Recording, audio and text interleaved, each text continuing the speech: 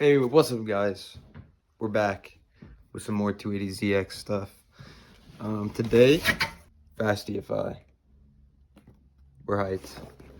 We're gonna start getting stuff teared out and installing, obviously, the new stuff.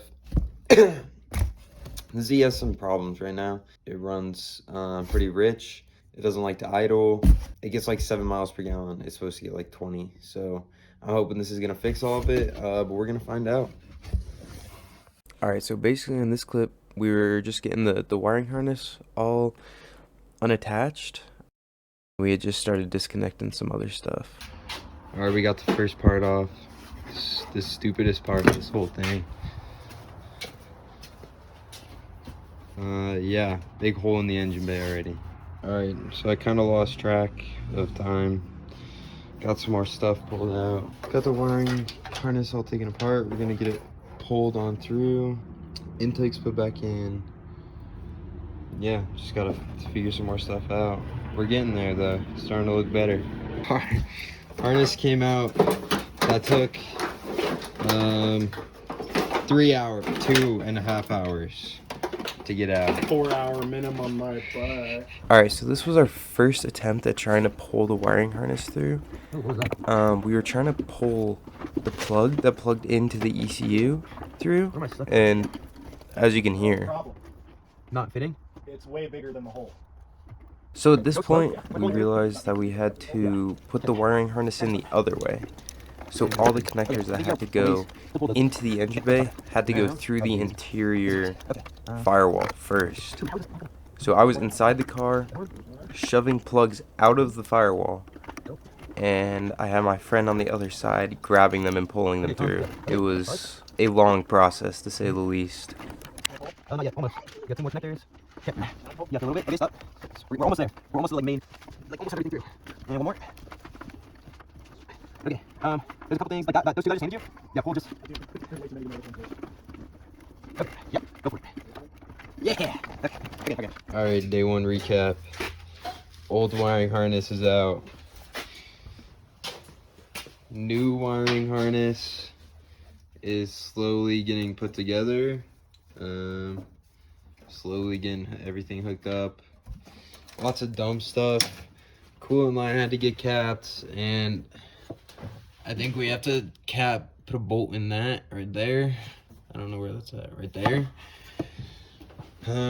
Valve cover gaskets got to get put back on. Yeah, we're getting there though. All right, kind of got distracted. By kind of got distracted, he means he did not film for the whole first half of the day. We had to go get a PCV valve breather and a bolt to fill in the coolant hole that I just showed. We then proceeded to do everything. We got everything wired up and all the sensors put into the right spot. Everything hooked up, almost. No wait, we did get everything hooked up. It's not buttoned down at all, but it's all hooked up. We just gotta get a breather on that. And then it's right here. Thanks. And then we just gotta plug the computer in and then hope it works. It's been a while again. We got everything wired up correctly, plugged it in, the computer booted up, the handheld that it comes with, which is a touchscreen. The touchscreen was not working. So now we've resorted to taking off the AC cruise control. We also took off the little blower motor thing that blew air onto the injectors. The fake turbo. The fake turbo. Washer fluid. Oh, we did take the washer fluid. That was already out. No. Oh, did you cut all the hoses off? No, we kind of like touched them and they blew away. Oh, it's a race car now. Alright, future me, little context to this clip. We had just gotten the new touchscreen in. We had put in all the right engine specifications, and this was the first crank over. Alright, got everything set up. Here we go, let's see.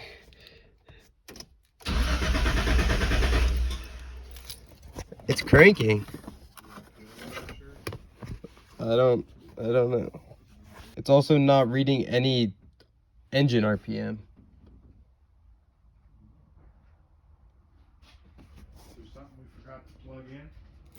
Maybe. Alright, so in like that last clip, as you guys saw, the car obviously didn't start. So I'll give you a rundown of basically where we're at now. So the touchscreen that came with the kit in order to set everything up in the computer was broken. The touchscreen was not working. We were trying to like calibrate the touchscreen and everything, and it just wasn't touching in the right places. Get a new touchscreen for it, and we set everything up, calibrate everything that needs to be calibrated, and we cranked the car over, and again, nothing happened. That was where that last clip started. If you're looking at the screen, there's no RPMs showing up when we crank the engine over, and the computer needs to see RPMs in order to fire the injectors. So it comes with an RPM module that's wired onto the negative terminal of the ignition coil. So we thought maybe the RPM module was bad, so I emailed Z-Car Depot. They sent me one right away. Got here extremely fast, and we just put it in, and we cranked it over again yesterday, and still no RPM signal. So where we're at now is that there must be some pre-existing condition that was in the car before I tried installing this EFI system, and it's got to be something with the ignition system that's messed up. And so we're gonna try and figure out what the problem might be. All right, so I think we figured out what was wrong with the car finally. The coil wires were swapped, and we realized once we swapped the coil wires that we actually cracked the ignition coil. So we bought a new ignition coil. We're gonna get that put in. We'll see if it starts. That's a big crack.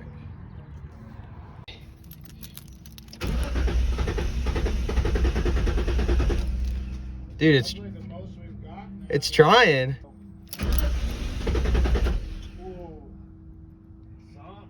Can you feel them clicking? That's what I'm trying to feel.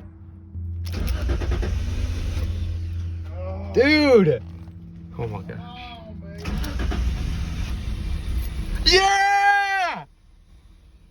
Yeah! Yeah! Okay, so basically,